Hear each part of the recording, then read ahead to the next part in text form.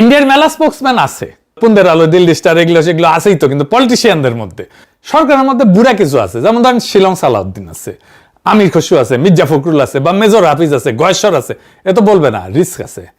এই pro Indian কথা কবে কষা জাহেদকে দিয়া, সে ইন্ডিয়া ইচ্ছা করে পুশিং করতেছে না, এইটা বলে যে পয়েন্ট হারাইছিল, যে গালি খাইছিল, সেটা গেইন করার জন্য এই নাটকটা করা হইলো দিল্লিতে। এটা পুরা দল যাইতেছিল, সে ছিল দল নেতা, তার দলে প্রায় 20 জনের মতো সবাই ঢুকে গেল ইন্ডিয়াতে, সবাই ঢুকতে দিল, আর ঢুকতে দিল না তারে। সে রাগ করে দেশে প্রেস্টিজ বাঁচানোর জন্য চলে আসলো, আর চারিদিকে ধন্য ধন্য পড়ে গেল, ধন্য ধন্য বলি সবে। সাবেক চিফ প্রসিকিউটর তাজুল ইসলাম পর্যন্ত কইছে জায়েদকে দিল্লিতে ঢুকতে না দেওয়াটা সার্বভৌমত্বের উপরে আঘাত। আমাদের দেশের একজন উপদেষ্টাকে সকল ডিপ্লোম্যাটিক চ্যানেলে জানিয়ে দেওয়ার পরেও তার সাথে যে অসৌজন্যতা করা হয়েছে, এটা আমাদের সার্বভৌমত্বকে চ্যালেঞ্জ করা শামিল। শুনেছেন, এনসিপিরা দলে দলে স্ট্যাটাস মারতে থাকলো কষা জায়েদের পক্ষে, দেশের অপমান হয়েছে। কষা জায়েদ মানে দেশ নাকি রে?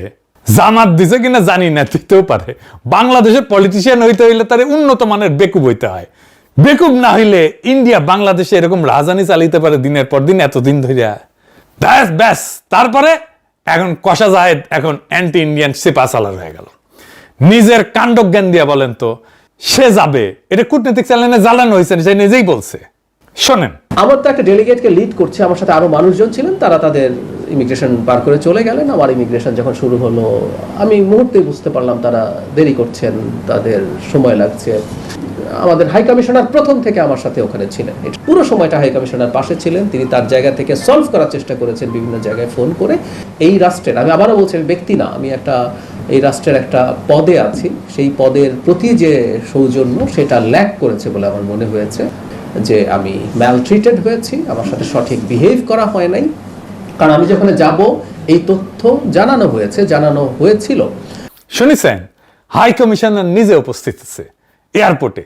ওর নামে নাকি কালো তালিকা হয়েছিল কিনা কে জানে, কিন্তু ইন্ডিয়ান মিডিয়া নিজেই বলতেছে সেই কালো তালিকা থেকে বাদ দেওয়া হয়েছে তার নাম। তাহলে তারা আটকাবে কেন? কোনো কারণ আছে?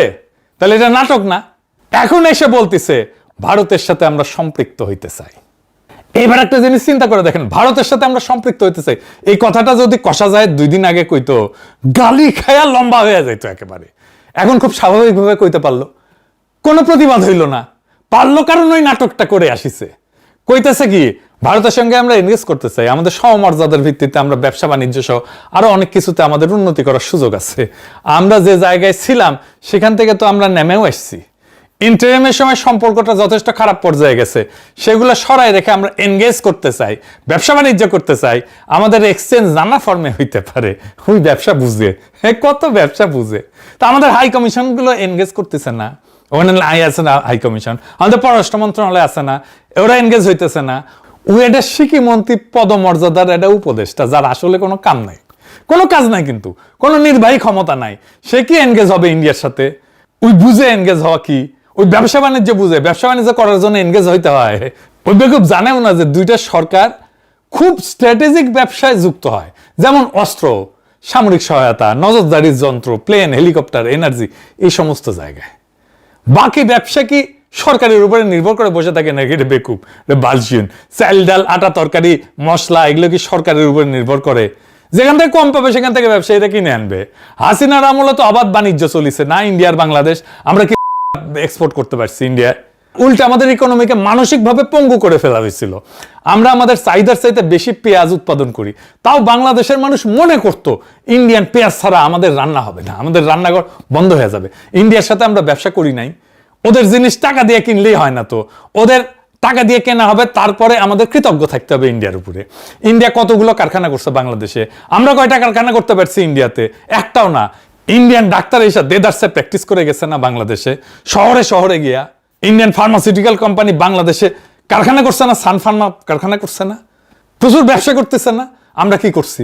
আমরা কি কারখানা করতে পারছি ইন্ডিয়াতে? কি এক্সপোর্ট করি আমরা ইন্ডিয়াতে? কোন পণ্য আসবে না বাংলাদেশে ইন্ডিয়ার, বিকল্প পণ্য খুঁজে আনবো, বেশি দাম হইলেও আনবো। আর কষা জায়েদকে কেন দায়িত্ব নিতে হয়েছে? ওরা কে দায়িত্ব দিছে? ওই কোন আসছে? ওই কোন হরিদাস পাল এসছে? হাসিনার মতো একেবারে ইন্ডিয়া পেটে দেবো। ফুন্দের আলো আর দিল্লি স্টারে গিয়ে আবার কান্নাকাটি করে এই কষা জাহেদ। মানে বুঝেছেন তো, সব ইন্ডিয়ান রসুনের কিন্তু ফুন্দের আলো আর দিল্লি স্টার। উটি যে যাবি, সে যে জামাত হোক, এনসিপি হোক, বিএনপি হোক, যেই হোক, মনে রাখবেন ওই লোকের, ওই পলিটিশিয়ানের টিক্কি বান্ধা আছে ইন্ডিয়ার কাছে।